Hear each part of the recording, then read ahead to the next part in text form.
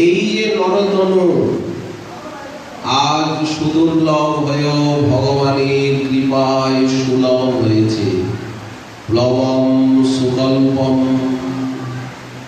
কিন্তু মাঝি ছাড়া নৌকাটা চলবে কি করে? এই নরদেহ নাই সুগঠিত নৌকা, নাই জাহাজই হলো। ভবসাগরে পরপারে যাওয়ার জন্য তিনি কৃপা করে দিয়েছেন।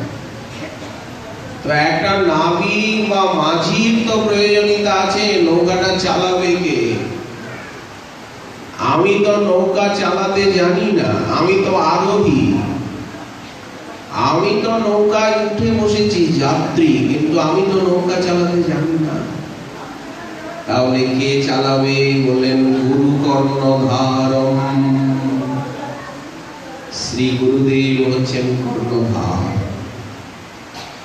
যখনই কেউ জীবনে গুরু কর্ণধারকে বরণ করে নেবেন, ভগবান বলছেন শ্রবণ কীর্তন প্রারম্ভ করবেন, সঙ্গে সঙ্গে শরণাগতির পাল তুলে দেবেন।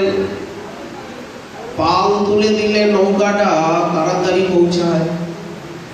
তো শরণাগতির পাল, এই শরণাগতিটা কি?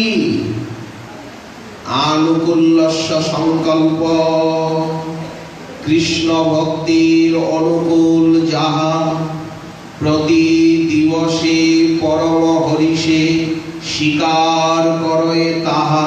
এগুলি ভক্তির অনুকূল, আমাকে এগুলি করতে হবে। যেমন বলা হলো যে এটা স্বাস্থ্যের অনুকূল, রোগী সেটা অবলম্বন করে। আর প্রাতিকূল্য বিবর্জনম, যেটা প্রতিকূল, কৃষ্ণ ভক্তির প্রতিকূল যাহা তাহা দৃঢ়ভাবে ত্যাগিব। রক্ষিষ্যতি বিশ্বাস, তুমি একমাত্র রক্ষাকর্তা, সর্বাবস্থায় রক্ষা করবে। গোপ্তৃত্বে বরণং তথা। গোপ্তৃত্বে বরণ মানে কি? তাকে একান্ত রক্ষক রূপে হৃদয়ে বরণ করে নেওয়া। আর আত্মনিক্ষেপ কার্পণ্যে, বারবার তার চরণে আত্মনিবেদন। আত্মনিবেদন